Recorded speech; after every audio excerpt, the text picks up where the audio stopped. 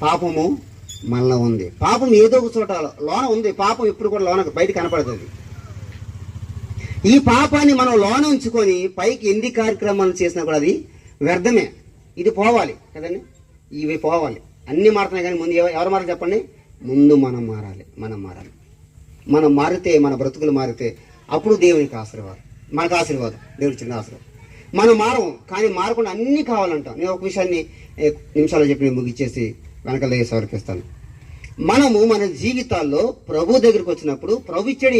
ఏమి ఇస్తాడు ఆయన చెప్పండి? పరలోకాన్ని ఇస్తాడు. దాని కొరకు అది వచ్చింది. దాని కొరకు మనం ఏం చేయాలి? మన పాపాన్ని ఏం చేయాలి ముందు చెప్పండి? ప్రభు సన్నిధానంలో ఒప్పుకోవాలి. మనం ముందు ఒప్పుకోవాలి. ఇలా కొట్టుకుంటే పోదు అది. ప్రభు దగ్గరికి ఏం చేయాలి? ప్రభు దగ్గరికి వచ్చి వాటిని ఒప్పుకొని ఏం చేయాలి? మళ్ళీ విడిచిపెట్టాలి. ఇది ప్రాముఖ్యమైనది. మనం ఒప్పేసుకుంటాం, ప్రతి ఆదివారం ఒప్పేసుకుంటాం. ఎందుకని? సోమవారం నుంచి శనివారం వరకు పాపం చేసేస్తాం. ఆదివారం ప్రభు నువ్వు కర్ణమైనడు ఆయన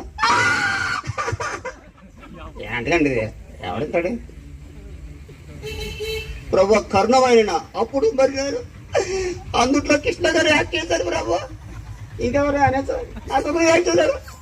ఓ నా భక్తులారా, అలా ఉన్నాడు దేవుడు. క్షమిస్తాడండి ఆయన దేవుడు. ఆయన మీకు అనుకున్నాడు ఏంటి? చెప్పగానే ఐస్ క్రీమ్ కానీ ఐస్ అయిపోయి, కూల్ డ్రింక్ కానీ కూల్ అయిపోయి ఆయన ఫుల్ అవుతాడు అనుకున్నావా?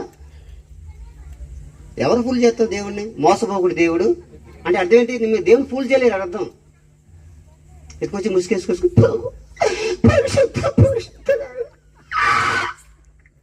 అంటే ఎవరికి ఉపయోగం చెప్పండి? ఎవరికి ఉపయోగం? పరిశుద్ధ అంత వట్టి శుద్ధ, ఇంట్లో పప్పు ముద్ద ఎవరికి కావాలి? మనమేమో భక్తికుండాం, మనమేమో మాట అన్నాం, ప్రభు మాట అన్నాం. చూడండి, సుసన్నా బేసిలి అనేటువంటి ఒక దైవ సహాయకురాలు కదండి. ఆమె చాలా మంది పిల్లలు ఉన్నారు. ఆమె చెప్పిన మాట ఒకే ఒక మాట బైబిల్ నుంచి చెప్పింది, కానీ ఒక స్టేట్మెంట్ ఇచ్చింది. దేవునికి నాకు అడ్డొచ్చేది ఏదైనా పాపం అంది. ఒక్క నిమిషం ఒక మాట చెప్పేసింది, బైబిల్ మాట. దేవునికి నాకు మధ్యలో ఏదొచ్చినా పాపం అని చెప్పేసింది. ఏది అడ్డు రాకూడదు దేవునికి. దేవునికి ఎన్ని అడ్డు పెట్టుకున్నాం మనం చెప్పండి? ఎన్నో అడ్డు ఉంటాయి. ఈ మధ్యన సెల్ ఫోన్ ఎక్కువైపోయింది కదా. సెల్ ఫోన్ మీరు బైబిల్ కూడా చూసుంటారు. ఎవరి మెసేజ్ పంపారా, ఎవరు వాట్సాప్ పెట్టారా కదండి, ఎవరు ఏ చేసారా ఓ చూసేస్తూ ఉంటాం. మరి దేవుడు ఎప్పుడో పంపించాడు మెసేజ్, మరి ఇది ఎప్పుడు చూసాం? ఇది ఎప్పుడు చూసామా? ఇది ఒకసారి చదివా మనం?